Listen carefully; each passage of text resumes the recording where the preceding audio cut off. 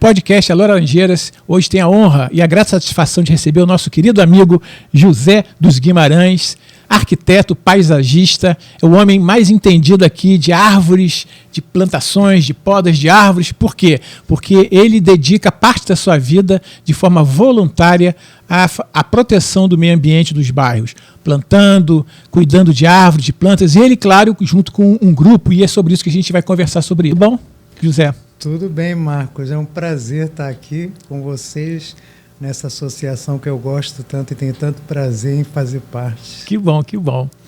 Bom, José, hoje vamos conversar iniciar falando sobre o que é o pessoal que é congregado, né, que se aproxima, que trabalha em prol do meio ambiente no reflorestamento urbano. Nesse grupo reflorestamento, esse coletivo reflorestamento urbano. Exato. O reflorestamento urbano ele nasceu, né, em 2014. Ele foi fruto de um grupo de amigos, do qual eu vim me juntar um ano depois. Eu só moro no Rio há 9 anos, né? Apesar de ter nascido aqui, eu sou carioca de adoção, né? Tenho um amor muito grande por essa cidade. Eu acho que esse amor, né, por determinadas coisas é que fazem as pessoas se congregarem em certas atividades, né? O reflorestamento urbano surgiu, então, assim, né, de um amor pelas árvores, de um grupo de pessoas, e que acabou aglutinando outras pessoas, inclusive eu, né? Atualmente eu coordeno esse grupo. Nós temos uma área de atuação até bastante grande, que é mais ou menos a 4ª RA, né, que é Glória, Catete, Flamengo, Botafogo, Laranjeiras. Cosme Velho, né? O Cosme Velho a gente vai pouco lá, porque está faltando voluntários no Cosme Velho. Então, pessoal do Cosme Velho, voluntários para o reflorestamento urbano. E Flamengo também? Flamengo também plantamos, esqueci o Flamengo. Então, nada contra o Flamengo, né? Então, o reflorestamento ele surge desse amor, né, pelo cuidado das árvores, né? Na altura, as pessoas estavam vendo que as árvores estavam sendo cortadas. Não estava havendo uma reposição, os órgãos não tinham uma boa conexão, era o final, né, da grande euforia das Olimpíadas, né? E dali, naquela euforia, a cidade caiu naquele carrinho de montanha-russa e foi dali abaixo só pior. E aí o grupo começou a ocupar essas áreas que a prefeitura acabou por não fazer o trabalho dela, desde plantar as árvores, a fazer a manutenção dos espaços que as árvores são plantadas, que nós chamamos de golas, né? É o termo técnico para o espaço onde a árvore é plantada na calçada. E a partir daí o grupo começou plantando árvores do tamanho dessa garrafa, e até chegarmos a um plantio, digamos assim, o mais próximo do que a legislação municipal pede, né? Atualmente, o grupo já tem voluntários em praticamente todos esses bairros que eu falei, né? Nós temos o cuidado de não só plantar, né? A gente planta e vê o desenvolvimento daquela muda, né? Desde você colocar água. Por exemplo, hoje estamos aqui no meio do inverno. Vocês conseguem as mudas ou as pessoas que têm que levar, os voluntários levam as mudas? Como é que funciona? Então, nós nos autofinanciamos, né, entre os membros e pessoas externas, e nós compramos atualmente as mudas, né? Como eu sou paisagista, eu conheço algumas pessoas que produzem, e aí eles me conhecem, sabem do projeto e fazem um preço muito mais camarada do que se vende normalmente, né? Então, todo o trabalho do grupo ele é autofinanciado, né? Também com doações também, as pessoas que quiserem doar podem doar também. A gente vai colocar depois direitinho os dados, né, do grupo, do coletivo, para quem quiser participar, doar, enfim, se aproximar, a gente vai colocar depois tudo direitinho. Mas continuando, então. E aí a gente começou, né, o grupo cresceu bastante. Eu acho que ao longo desse tempo todo, mais de 500 árvores foram plantadas com toda certeza. No início o grupo não quantificava, né? Só plantava, não fazia nenhum inventário. Hoje nós fazemos um inventário de todas as árvores que a gente plantou e que estão aí. A espécie também que vocês plantaram, o local, sim, né? A minha cabeça sabe todas, por acaso. Mas atualmente nós temos um controle muito grande, né? por exemplo, o ano que nós plantamos 160 árvores nessa pequena região dentro da cidade do Rio de Janeiro, né? Pequena não para nós, porque é muito trabalho, mas dentro de um mundo de cidade é uma área muito pequena. E atualmente nós estamos plantando bem menos, né? E eu vou explicar o motivo, é porque nós nos aproximamos da Fundação Parques e Jardins, que voltou a fazer um trabalho já desde o início dessa nova gestão do prefeito Eduardo Paz, que tem os seus prós e contras, mas tem uma equipe de técnicos que são mesmo profissionais, servidores públicos na Fundação Parques e Jardins, que são super apaixonados pelo trabalho deles e que estão trabalhando junto conosco, né? Então, nós agora plantamos muito pouco ou quase nada e temos trabalhado muito com a Fundação Parques e Jardins, o que é ótimo, porque é a obrigação do poder público a manutenção do verde da cidade. E assim, eu, apesar de ser arquiteto e ser paisagista, não sou um engenheiro florestal, eu não sou um biólogo, né? Eu posso ter algum conhecimento, como você falou, me encheu agora aí de orgulho, mas eu entendo de árvores, mas eu não sou um profissional, né? Então é preciso colocar também o papel desse profissional, no caso o servidor da Fundação Parques e Jardins ou da Secretaria de Meio Ambiente, que é fundamental, e aí nós complementamos a sociedade civil com o poder público. E como é que você consegue os voluntários? As pessoas vão se aproximando, ou você está plantando uma árvore, aí chega uma pessoa lá, você gosta e tal, aí entabula uma conversa lá, e aí a pessoa, como é que eu participo? É assim que funciona? Como é que é? É muito engraçado, né? Tem as mais variadas formas. Mas geralmente quando nós estamos plantando, geralmente chega alguém, e a maioria dos voluntários, digamos assim, os mais assíduos e apaixonados, aconteceram desta forma. E aí um amigo chama outro amigo, e hoje a gente tem um grupo grande e bom de pessoas. Quantas pessoas mais ou menos? Olha, ativas mesmo, aquelas pessoas que estão ali no dia a dia, eu acho que nós temos umas 40 que realmente pode dizer assim, não, olha, vamos lá. E no geral temos o mais variado número de pessoas. Tem aquelas pessoas que vão desde jogar uma aguinha numa árvore, né? Porque, por exemplo, a Fundação Parques e Jardins, a FPJ, plantou, sei lá, 100 árvores agora na 4ª RA. Então, a gente precisa encontrar pessoas que adotem essas árvores, né? Porque, sabe, se não chover, ninguém vai lá molhar. Né? Então, a gente tenta procurar tanto as árvores que nós plantávamos como as do município, encontrar pessoas que se responsabilizem ali pelos primeiros cuidados daquele bebê, né? E até para poder proteger, para evitar depredações também, né? Porque sempre tem uns malucos que, enfim, vê uma árvore plantada, uma muda, ao invés de cuidar, arranca, quer quebrar. Até dono de animais também que não cuidam direito dos animais, deixa o animal também, às vezes, morder a própria muda.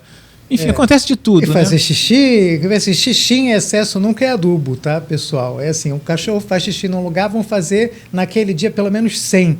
Então, atenção, quem tem cachorro, tenha cuidado, não fazer xixi nas plantas nem nas árvores, né? Porque são seres vivos, né? A gente não pode esquecer isso. Então, quer dizer, as pessoas ela ajudam a cuidar, que você falou, molhando a planta quando ela foi plantada, pequenininha, e mesmo grande também, né? Porque se não tiver um tempo de sem chuvas também, mesmo que está dando grande, a planta precisa de água, né? E cuidar também para evitar a depredação, então o mau uso e às vezes as pessoas até veem uma muda, acham tão linda a muda e arranca a muda para levar para casa, né? É possível acontecer isso. Eu acho que tem de tudo. Eu estou colocando aqui as coisas, você vai confirmando ou não, tá? Tem de tudo. Tem inclusive, por exemplo, quando uma muda é recém-plantada, a gente costuma fazer um acompanhamento mais intenso dela nos primeiros 6 meses. Porque com o tempo a árvore vai enraizando e de uma forma ou de outra ela encontra umidade. Né? Então uma árvore jovem, que ela acabou de sair de um vaso, né, e está o torrão dela e é plantada, ela precisa de muito tempo para ficar independente, né? E nesse tempo a gente tem esse cuidado de olhar a rega, né, principalmente, e às vezes até a adubação. Nós temos uma composteira, nós produzimos um composto que chama um chorume, né? que ajuda, é um adubo natural. Quer dizer, é produzido pelo próprio grupo, pelo coletivo? Nós mesmos produzimos e colocamos em algumas mudas que a gente vê que está com alguma dificuldade de desenvolvimento, ou mesmo em mudas que estão indo bem. De vez em quando um pouquinho de adubo não faz mal. Sim. Quer dizer, o coletivo ele se mobiliza para localizar as mudas, conseguir as mudas, plantar, conseguir ver os locais que precisam do plantio, plantar essas mudas, produzir o adubo, adubar as plantas, acompanhar, conseguir voluntários que acompanhem, que adotem, né, de certa forma essas mudas. Quer dizer, é um trabalho de amor pelas plantas, não é isso? É bastante amor. Porque se dedicar dessa forma, as pessoas se dedicarem, e tudo de forma voluntária, né? Exato.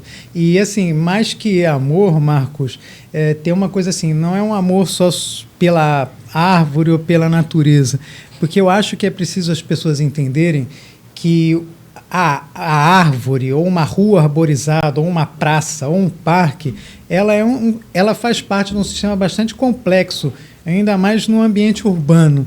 Né? Eu, como arquiteto, a gente tem que ver o seguinte: as cidades brasileiras, elas são extremamente mal desenhadas e têm problemas seríssimos de equilíbrio de áreas verdes. O Rio de Janeiro tem a sorte de ter 2 florestas gigantescas. Tem mais florestas, mas tem 2 gigantescas, que é a Floresta Tijuca e o Parque Estadual da Pedra Branca. Então, essas 2 áreas elas já ajudam bastante no nosso pequeno microclima, né, da cidade. Mas dentro da área urbana, seja em Laranjeiras ou em Bangu, a importância de uma rua arborizada ou de um parque é gigantesca.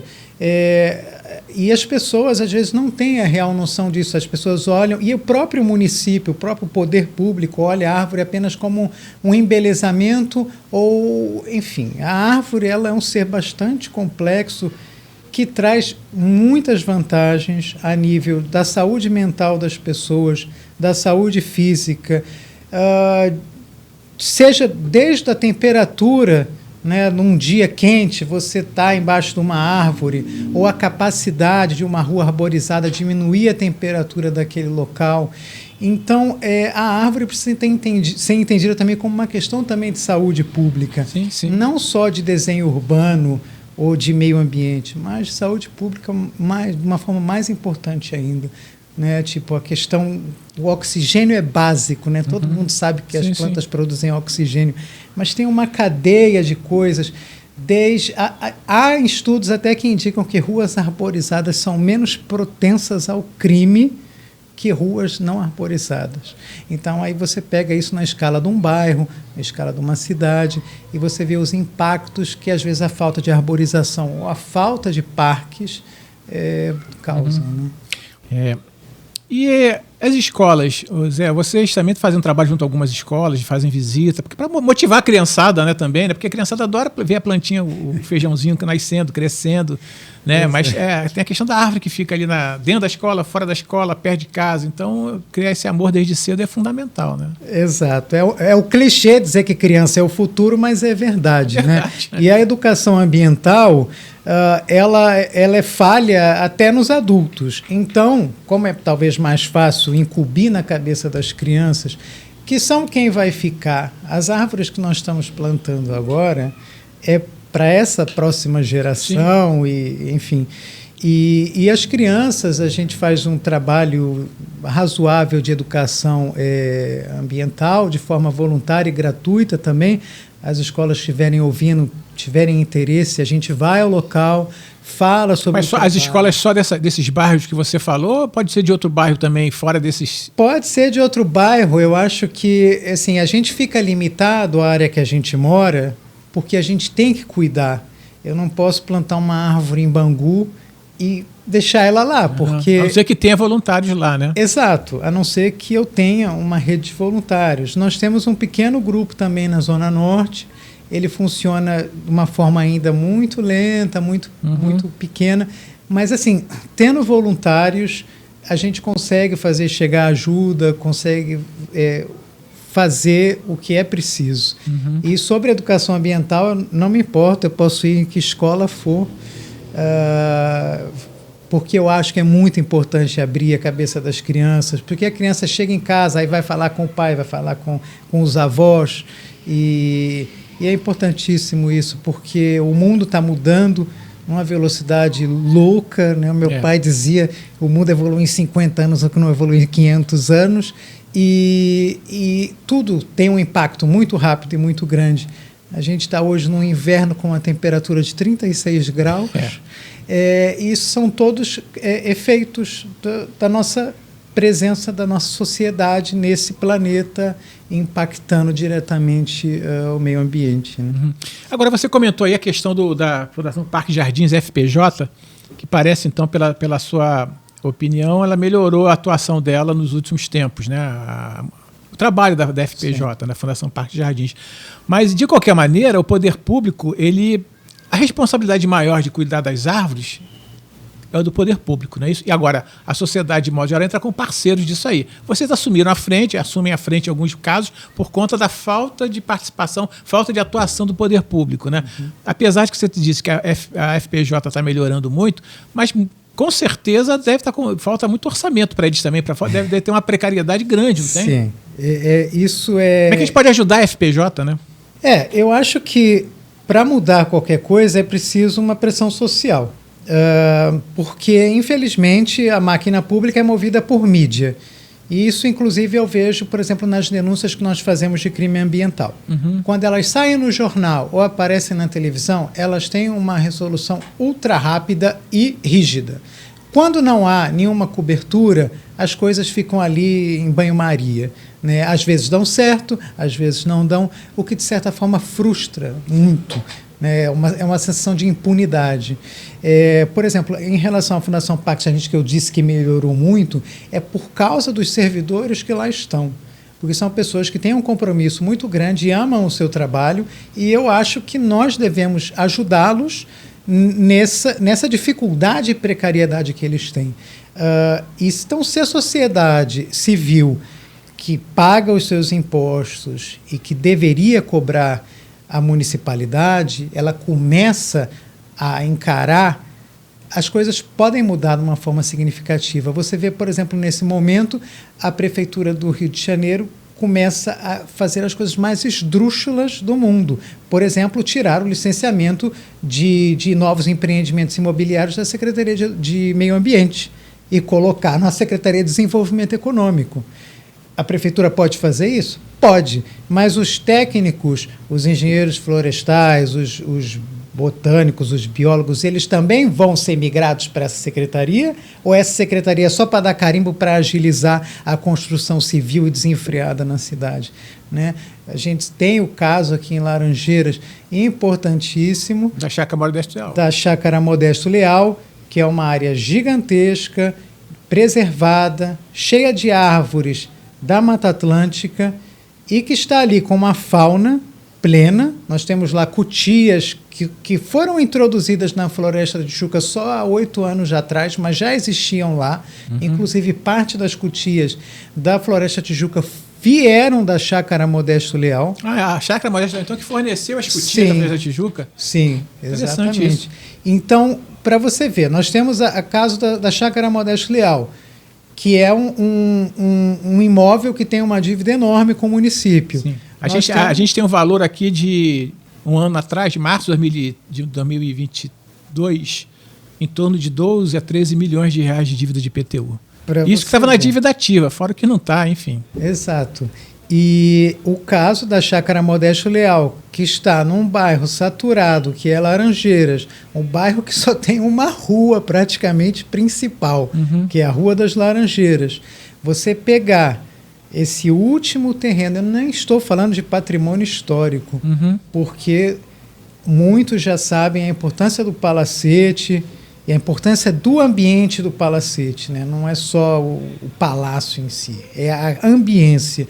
Porque aquilo é a última chácara burguesa de final de império para a república. Sim. Não existe quase outra nenhuma no Rio de Janeiro. Essa talvez seja a última da Zona Sul. Se as pessoas acham a casa de Rui Barbosa bonita ou importante, a Chácara Modesto Leal é 5 vezes mais bonita e importante que a casa de Rui Barbosa. E ainda por cima tem uma área enorme verde conectada A APA de São 50, José... 50 mil metros quadrados de área verde. 50 mil metros quadrados, mais os 30 mil do Parque Alice. E a gente quer unificá-los todos para fazer um grande parque Laranjeiras. Então, imagine que se a sociedade civil, que vai, de certeza, usar esse parque massivamente quando ele for inaugurado, nesse momento já estivesse pressionando ainda mais o Poder Executivo, Legislativo, a gente não teria que estar fazendo muito mais esforço. Laranjeiras tem uma população enorme, a parte alta de Laranjeiras é bastante carente de áreas públicas, né? Você tem mais ou menos até aqui a Pinheiro Machado, você tem o Parque Guile, tem o Largo do Machado, vai ter o Parque do Flamengo, mas lá para cima as áreas são muito mais escassas, né? Você tem umas pequenas praças são e tal, muito pequenas. E você ter ali com a iniciativa fantástica do pessoal do Parque Alice, que também está nessa luta, de juntar o Parque Alice com o Parque Laranjeiras, isso seria um ganho tremendo para o bairro, mas principalmente para a cidade. É a coisa que eu estava falando no início.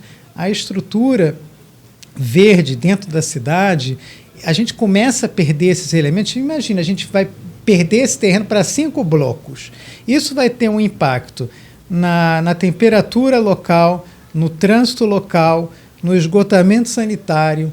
Então, você está acabando com a qualidade de vida na cidade em prol de construir e construir. Alguns defensores do projeto, né, muito pouquíssimos na realidade, praticamente não existe quem defenda esse projeto, mas já alguns argumentos dizem que construir 5 prédios no entorno do casarão, mas não vai afetar a área por trás de 50 mil metros quadrados, que ela vai ser preservada. Você que entende do assunto, quer dizer, você construir de frente à área de 50 mil metros quadrados, 5 prédios com 130 a 140 apartamentos, fora os automóveis, né? Isso tudo... E você... há um impacto, de qualquer maneira, na área verde. Isso aí... Sim. O impacto é assim, primeiro, em relação... Vou falar de patrimônio, porque ainda não falei rapidamente. Primeiro, o que acontece com a maior parte desses empreendimentos que usam casarões tombados? Você pega um casarão e transforma ele numa alegoria. Porque você enche de volta dele de blocos, geralmente de arquitetura de muito baixo nível, tanto que até hoje não tem um único render do que serão esses prédios, né? Geralmente é um caixotão, e aí você faz uma alegoria com aqueles elementos do passado, né? Agora, em relação ao meio ambiente, essa área que eles pretendem construir, já tem uma fauna que habita aquele local. Sim. Essa outra parte que está já na vertente do morro, eles não podem construir, porque senão também iriam construir. Vai virar um playground do condomínio, né? E aí você priva os moradores da cidade de uma nova área verde, né? Porque você vai fazer ali um condomínio privado. Agora, a coisa mais engraçada, além disso que a gente não comentou, ainda vai ser feita uma garagem subterrânea. Sim. Na parte da frente, ou seja, você vai impermeabilizar ainda mais outra área gigantesca para fazer um estacionamento subterrâneo e pronto.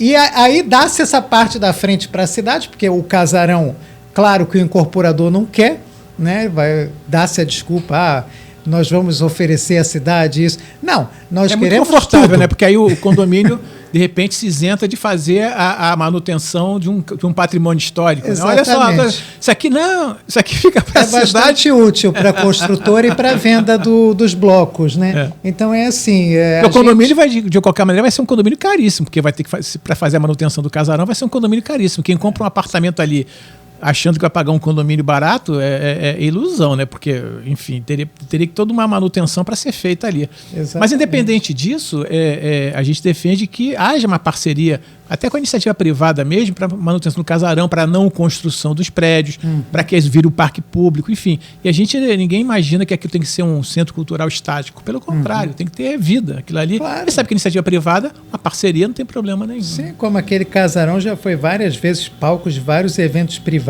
e é uma coisa que ele pode continuar gerando receita.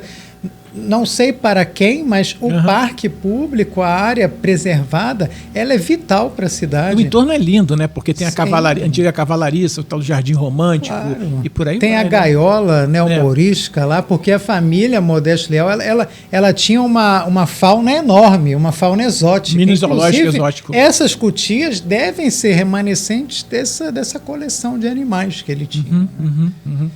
E de qualquer maneira, esse é um exemplo da cidade de uma área verde que é fruto da cobiça da especulação imobiliária, né? Você deve ter visto outros casos por aí, né? Nessas suas andanças. Infelizmente é o que não falta. Na Tijuca agora, né? Teve aquele caso do Opportunity, foram quase 350 árvores cortadas, isso aos pés do Parque Nacional da Tijuca, né? E nisso aí você fez uma colocação muito importante, que é uma coisa que as pessoas realmente ficam assim, não entendem. Como é que pode a licença ambiental para construções e tal não ser dada pela Secretaria do Meio Ambiente, é dada pela Secretaria de Desenvolvimento Econômico? Só nisso aí você já percebe já qual é o viés que está sendo dado para a questão das construções, né? Sim. Então você tira do meio ambiente e joga no desenvolvimento econômico, alguma coisa aí tá muito estranha. Não se questiona a capacidade dos técnicos da secretaria, mas se questiona sim a visão política do que está sendo feito ali. O interesse, a intenção e a decisão política de se fazer isso. Isso não se faz apenas para poder melhorar o ambiente de negócio. Também é isso, mas com a visão de quê? De destruir para construir. Exato. E assim, a cidade está sendo vendida de uma forma muito barata. Porque eu acho que o maior atrativo do Rio de Janeiro, e eu como carioca de adoção, é a questão de você estar numa cidade que você tem a natureza muito perto. Então, o que acontece? Por exemplo, agora voltando na questão do planejamento urbano, a zona norte da cidade, atualmente dos lugares mais quentes, né, zona norte, zona oeste, eram lugares compostos por casas que tinham quintais. Né? E o que acontece? Agora as casas ainda estão lá, só que aí o filho foi morar com os pais e depois a filha também foi. Então, todos aqueles quintais deixaram de existir. Foram cimentados também, Exatamente. Né? Então, toda aquela área que a cidade tinha verde, privada, ela foi sendo tomada por construções e que tornou o ambiente bastante inóspito. Né? Depois tem uma outra questão que as pessoas parece que, não sei qual foi o motivo, elas começaram a encarar que a árvore é um trabalho, que suja. Né? E você, por exemplo, você morar num bairro, por exemplo, se estão 36 graus hoje aqui em Laranjeiras, em Bangu quanto que estará? Né? Então imagina se Bangu fosse um lugar muito mais verde, né? Já é um lugar quente por natureza, porque é um vale. Se fosse um lugar muito mais verde, eles talvez até tivessem mais frescos que Laranjeiras. Né? Então esse substituir a área permeável da cidade por construções é um tiro no pé. Sim. É o que está acontecendo com Botafogo, é o que estão tentando fazer aqui em Laranjeiras. Ou seja, querem transformar a cidade toda num bloco gigante de construção, sendo que até no último censo o Rio de Janeiro decaiu de população pela primeira vez, a cidade do Rio de Janeiro. Nós perdemos 100 mil habitantes. Então, são questões a se pensar, não é vender a cidade a qualquer preço. A qualidade de vida é um luxo. A gente não pode vender esse luxo por troca de... vai gerar 3 mil empregos. Eu acho que a cidade precisa focar a inteligência dela para gerar empregos, não gerar empregos só por gerar. Até porque ninguém é contra construção, reformas e tal por ser contra. Existem áreas até que podem ser usadas para construção, áreas que podem ser renovadas. Claro. Né? Nova York, por exemplo, pegou alguns bairros extremamente decadentes, praticamente abandonados, e reconstruiu, refez, reformou, reformatou, criou novas atrações, criou vida, foi o comércio junto, isso vão os turistas, vão moradores, aqueles galpões antigos viraram apartamentos, estúdios e por aí vai. Quer dizer, a cidade do Rio de Janeiro é uma cidade muito antiga, tem uma série de áreas degradadas, né, que podem muito bem ser reformadas, reformatadas, né, para poder justamente fazer com que essa sanha da especulação imobiliária se destine a usar em lugares degradados. Né? Nós temos aqui o Porto, né, ou o centro da cidade, que agora tem essa lei do você constrói lá no centro, aí você ganha mais não sei quanto na Zona Sul. Por que fazer isso? O centro do Rio de Janeiro é o lugar com melhor estrutura de transportes, de cultura, de tudo, de educação. Para que se toma lá da cá? As construtoras é que deviam estar loucas para construir no centro. E não, você vai poder construir mais 5 andares em Copacabana. Copacabana já não cabe nem uma caixa de fósforo. É verdade. E fará mais 5 andares. Inclusive, tem imóvel que tem aquele. Até faz sombra na praia de Copacabana, né? O antigo Meridiano, né? Aí são essas loucuras, né? Porque você não respeita um plano diretor. Pode construir o hotel até o limite do que você quiser. Era basicamente assim, acho que foi o Tamoio que fez isso. Inclusive, aquilo ali foi feito na época, mas para destinar apenas para hotel. Tinha que ser um hotel. Quer dizer, tipo assim, aquela visão de incentivar construções para hotel, para gerar emprego, aquela história toda que a gente conhece. Há pouco tempo atrás, me parece que tinha uma construtora tentando... porque esse hotel já foi do Meridian, depois virou Iberostar, enfim, vai mudando agora... Enfim, vai mudando de dono, né? E está colocado, antigamente tinha a grande cascata do Meridian, enfim, está construído, fazer o quê, né? Na época, a luta tinha que ser sido feita na época. E aí, o que acontece? Você pega, há pouco tempo atrás, queriam transformar aquilo ali num prédio residencial, com apartamentos. Aí, pelo menos, a prefeitura falou, opa, peraí, não, calma. Isso aí, quando foi liberada essa construção, esse gabarito gigantesco, foi para ser hotel, em Copacabana, turística, etc. Então, não permitiu que se transformasse aquilo ali num prédio de apartamentos residenciais. Mas esse é o papel quando o poder público está alinhado num desenvolvimento de cidade. Se foi feita uma brecha na legislação para se construir hotéis, então que aquela legislação seja mantida ao máximo. O Rio de Janeiro ainda é uma cidade bastante turística, tanto que está lá até hoje como uso de hotel, e ele tem que respeitar essa denominação. Agora, outras áreas da cidade em que as coisas foram feitas de forma, por exemplo, o centro da cidade que não podia ter residências, que isso foi um decreto, isso sim tem que ser revisto. Claro. Porque a infraestrutura da área toda preparada, de coleta de esgoto, fornecimento de água, recolhimento de lixo, ruas asfaltadas, enfim... Toda a infra pronta ali, que pode muito bem ser... Inclusive, você tem que popular aquilo ali. Dia de final de semana, praticamente não tem movimento ali. Então, se você coloca moradores... prédios vazios. Prédios que estão lá com a estrutura pronta para serem transformados em residenciais. Sim.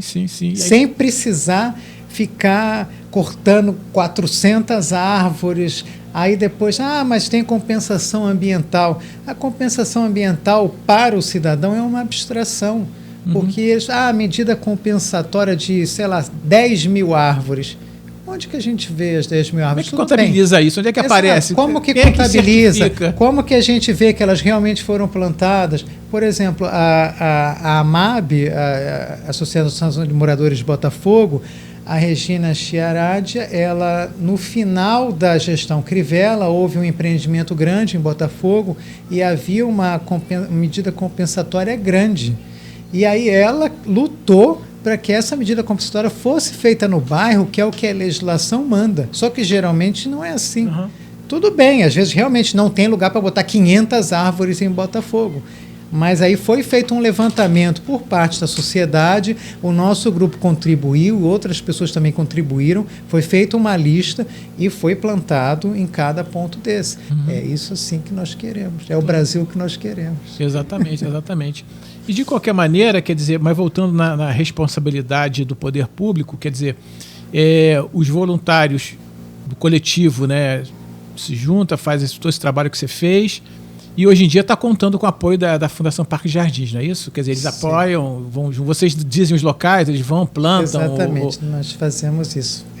Nós anotamos os locais, nós passamos, né, eu até trabalho numa lista online com uma das servidoras, e ali ela vai vendo os pontos todos, e aí a gente vai dando. Em Laranjeiras, a gente vai tentar retomar um trabalho que foi pensado antes da pandemia, que estava mais ou menos caminhando, né? A gente chegou a fazer até um teste tem um software, né, que você anda pelo bairro, por exemplo, você vai fazendo mapeamento das árvores urbanas na área pública, né? Sim. Você vai, fotografa a árvore, você sabe disso, eu estou explicando, né? Você fotografa a árvore, ali já tem o GPS, que já marca direitinho o posicionamento dela, aí nessa foto já vem dizendo qual é o tipo de árvore, papapá, tudo direitinho. A ideia é fazer esse mapeamento em todo o bairro, até porque o bairro não é tão grande assim, e com um grupo legal de voluntários você consegue fazer tudo isso. Aí depois começou o trabalho, começou a organização dos voluntários e tal, se conseguiu o software, mas aí veio a pandemia, aí 2 anos de pandemia, aí ficou uma coisa. Então, vamos ver se agora... Porque é difícil, né? Você retomar um trabalho voluntário assim é complicado, porque as pessoas têm seus afazeres, suas responsabilidades. Então a gente vai tentar ver se consegue retomar, junto com o coletivo Árvores de Laranjeiras, um pessoal muito legal, né? Que tem a Gisele, né, Levi, que está à frente disso, gente muito boa. Eles têm uma página no Facebook muito dinâmica, muito atuante, né? Eles são muito parceiros da associação da AMAL. Então, para ver se a gente consegue retomar, inclusive... no ano anterior à pandemia, no dia da árvore... Eu sou péssimo com datas. Para mim, todo dia é dia de árvore. Verdade. E aí a gente plantou pés de laranjeiras, né? Na Rua das Laranjeiras, ali do lado oposto à Praça Ben Gurion. Então, vamos ver se a gente retoma esse trabalho, não necessariamente plantar laranjeiras, mas a gente achou que era emblemático porque... o bairro não tinha um pé de laranja plantado, né? Uma laranjeira plantada. Então, pelo menos, né? Ali naquela curvinha ali, perto da Geraldo Glicério, tem os 5 pés de laranja plantados ali. Então, esse pessoal do coletivo Árvore de Laranjeiras é muito atuante também, tem uma página muito dinâmica, um pessoal muito legal. A gente, né, é muito parceiro, a gente faz muitas coisas em parceria. Vamos ver se a gente consegue retomar isso e conta com o apoio de vocês também, do coletivo. Né? Nós temos o grupo Reflorestamento Urbano, mas nós dialogamos com todos os coletivos, né? A Árvores de Laranjeiras também sempre fez trabalho junto conosco. Se não tenho barreiras, eu acho que o nosso objetivo é um único, é preservar o meio ambiente urbano, principalmente do lugar onde nós moramos. E a gente falou muito de plantar e de cuidar. Uma outra coisa muito importante que nós, coletivos, fazemos é a questão da denúncia desde crimes ambientais, né, de alguém cortar uma árvore sem autorização, a podas sem autorização. Então isso também é uma coisa muito importante. Nós temos uma rede de pessoas e quando acontece alguma coisa a gente tenta punir e fazer chegar a punição, né? A gente vai entrar nessa questão da poda, que essa semana foi sancionada uma lei que trata disso. Mas antes eu queria também te perguntar o seguinte, por mais que às vezes a pessoa tenha boa vontade, adore planta, árvore, apaixonado, mas também se ela fizer um trabalho individual, o que acontece? Acaba que às vezes não tem um conhecimento suficiente e acaba plantando uma árvore errada no local errado, né? E tem isso também, não tem? Exato. Por isso que é importante participar de um coletivo, porque vai tendo, né, vai trocando informações. Exato, eu acho que assim, boas intenções está cheio por aí, mas a gente precisa ter uma responsabilidade muito grande. Uma das coisas que eu aprendi esses anos trabalhando com as árvores é você plantar uma árvore e ter certeza que ela vai funcionar naquele local pelo resto da vida dela, né? Então você cria uma responsabilidade, né? É por isso que a gente também está trabalhando mais com a Parques Sergipe, porque eu aprendo muito. Eu, quando estou em campo com eles, e agora a gente tem feito um trabalho muito grande no Flamengo em relação às árvores no parque, eu aprendo bastante. E eles também, eu tenho certeza que aprendem, porque eles têm a parte técnica da engenharia. E eu, como arquiteto e paisagista, por exemplo, se estou fazendo um trabalho no Parque do Flamengo, que nesse momento a gente está fazendo um levantamento, eu estou fazendo de forma 100% voluntária, eu aprendo o lado da engenheira florestal, mas ela tem que entender o meu lado de arquiteto e paisagista, porque o Parque do Flamengo é um patrimônio incrível dessa cidade, talvez único no mundo. É um parque que é um jardim moderno, feito pelo maior paisagista do século XX, que foi o Roberto Burle Marx. E assim, as coisas funcionam. Mesmo que na lógica da engenharia não funcione plantar 10 árvores juntas, mas lá funcionou. O Burle Marx provou que funcionou. Como outras coisas não funcionaram. Mas aí essa troca das disciplinas também é muito importante. Então, o cidadão que quer plantar, eu recomendo vivamente procurar um técnico da Fundação Pax Jardins, ou se for plantar dentro da sua casa, no seu terreno, no seu prédio, pode procurar a gente. Nós temos feito agora que nós não estamos plantando muito, boa parte dessas árvores que nós plantamos esse ano, que foram 48, nós plantamos em áreas privadas. Então a gente começou a fazer um trabalho com os síndicos, com os proprietários de casas que têm espaço para receber uma árvore, de aceitar uma doação nossa, né? Então o que acontece? O síndico interessado ou a síndica, ele pode entrar em contato com a gente, com o nosso coletivo, eu vou ao local e aí eu vejo que árvore é possível colocar ali, ou se não é possível, que muitas vezes pode não ser possível. Mas sempre há a árvore certa para o lugar certo. Agora, tem umas árvores, quando estão doentes, elas são cortadas e fica o toco, né? Agora, desintocar isso é o serviço público, não tem jeito, porque é um trabalho muito grande. Você conseguir desintocar um toco que ficou é um troço. E tem que ser um trabalho meio que casado já com se plantar uma nova planta, porque às vezes se desintoca se você deixar uma semana, duas, um mês, 2 meses. Aí alguém vai lá e cimenta aquilo ali e quando você vê, fecha aquela gola. Isso felizmente. Ninguém lembra mais que aconteceu com uma árvore ali, né? Isso, felizmente, a gente está tendo uma boa resposta agora, tanto da parte da Fundação Pax Jardins como da gerência executiva local. A gente vai logo em cima deles para que seja feito logo o andamento, retirar, preparar a gola e plantar, para a gente não ter essa situação como a gente teve no passado, né? Agora tem lugares também, locais também, que vocês podem detectar que cabe uma gola, né? Dá para colocar. Não, aqui tem espaço aqui, dá para colocar uma gola nova e plantar uma árvore aqui, né? Isso é uma das minhas maiores lutas, porque infelizmente a fundação tem um orçamento muito limitado. E eles estão focando mais nas áreas da cidade que mais precisam, e isso está corretíssimo. Claro. Só que eu tento, junto da gerência executiva local, reabrir golas que foram fechadas ilegalmente, né, porque, para quem não sabe, gola de árvore é protegida pela prefeitura. Tem toda uma legislação que trata disso aí. Faz parte de um projeto. Aquilo não foi feito a calhas. Foi feito um projeto de arborização que precisa ser respeitado.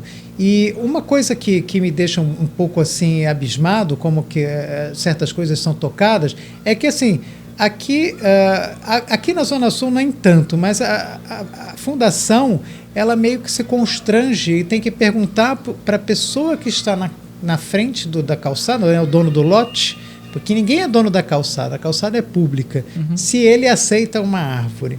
Eu acho que você, por exemplo, Marcos, não querer uma árvore e empatar a vida minha e de todos nós, porque você não quer, dentro da sua casa, tudo bem. Mas eu acho que no espaço público, nós fazemos parte de uma unidade. Claro.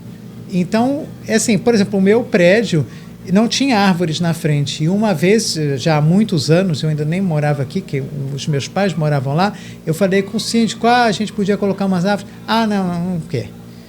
E agora tenho 2 árvores incríveis lá, entendeu? E estão já crescendo e fazendo o trabalho delas, né? E para muita gente não sabe, mas existe uma diferenciação. Existem muitas árvores chamadas invasoras, outras são exóticas, só que já foram plantadas há muitos anos na cidade. Então, estão lá. Quer dizer, aí você tem que aprender a conviver com essas árvores. Por exemplo, amendoeira. As próprias jaqueiras, né, não são árvores naturais daqui. Não. Que mais? Tem mangueira também, não é isso? São chamadas exóticas ou invasoras. Exato. Agora, às vezes são gigantescas, espalha raiz para tudo quanto é lado, mas está lá a plantar. Você não vai cortar uma árvore por causa disso. Você tem que saber conviver com essas árvores. Agora, plantar novas dessas, aí não, aí você se evita. Aí, né? Nesse aspecto, alguns técnicos que eu conheço, eles tentam fazer o máximo da vida daquela árvore, né? Por exemplo, se for uma amendoeira que está causando muitos problemas. Tem um momento que realmente, às vezes, a árvore tem que ser cortada, por mais dor no coração. Assim, eu acho que o esgotamento podia ser ainda maior. Só que como a cidade tem recursos tão escassos para umas coisas, não para outras, as árvores são sempre o elemento mais fácil de serem eliminados. Né?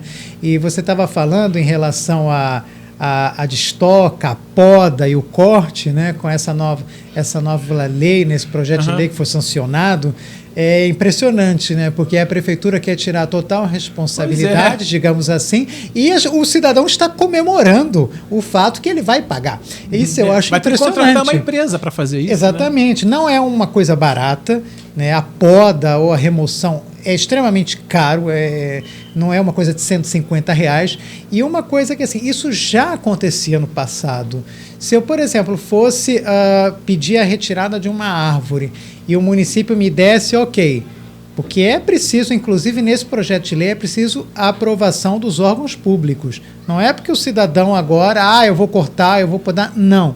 Ele tem que ter autorização municipal para fazer isso. Só que agora ele vai pagar do bolso dele. Vai contratar uma empresa que vai fazer toda essa papelada, essa parte da burocracia, das aprovações e tal, e vai executar o trabalho. E disso aí ela vai cobrar um valor por conta de todo esse trabalho que ela vai fazer, que era feito pelo poder público. Exatamente. Né? Ou não era feito pelo poder público. Não, eu acho que ele era feito, às vezes podia demorar, né? Porque é uma cidade muito grande e os recursos, de alguma forma, são limitados. E às vezes demorava, e tem pessoas que têm emergências. Né? E aí eu acho. E assim, isso já acontecia. Você, depois de ter as autorizações, caso demorasse, você poderia, não, olha, então eu vou contratar um credenciado então para ir lá, porque eu preciso resolver uma problema. Agora, a preocupação é o seguinte, né, Zé? Com essa nova lei, e aí o que já demorava antes, vai demorar talvez mais, vão diminuir os orçamentos de poda, que a Conlurb faz, não é isso? Exatamente. Será que ela vai continuar fazendo as podas regularmente? Agora, quando? Pois é, não, mas mas já que o pessoal daquela rua ali está se cotizando, aquele prédio, então a gente vai diminuir o orçamento dessa parte aí do município que faz as podas, porque aí a população passa a fazer, ou então tem que fazer. Porque quando você tem um problema pontual, uma árvore que precisa ser podada na frente de um prédio, uma casa, ou principalmente um prédio, para evitar que as pessoas dos andares iniciais, que os galhos cheguem lá, a pessoa fica com. É questão de insegurança também, tudo bem. Mas se a coisa começar a crescer, daqui a pouco você vai ter que juntar 2, 3, 4, 5, 10 prédios numa rua para contratar uma empresa. E aí você vai desonerar o poder público, e aí, por sua vida, o poder público vai, ao invés de manter o orçamento que tem, até melhorar um pouquinho para melhorar o próprio trabalho, vai começar a cortar o seu orçamento. Sim. Aí quando você vê, você vai. Já não vai ter mais trabalho do município de poda de árvore. E se isso acontecer conforme você está falando, eu tenho muito medo. Porque as pessoas muitos casos não vão ter dinheiro para fazer o pagamento, e aí a Conlurb não vai ter o dinheiro gente suficiente nem gente, e aí o que vai acontecer? Bem, vamos esperar, né? Os vereadores acharam que isso era bom e a população, em princípio, também parece que está gostando, então vamos aguardar. Infelizmente, quem paga é a árvore. E nós, porque... Você vai pagar 2 vezes. Uma coisa o IPTU vai continuar paga pago 2 vezes. E vai paga para fazer a poda. Exatamente. Enfim, né? Como é. É isso aí. Bom, José dos Guimarães, muito obrigado pela sua participação.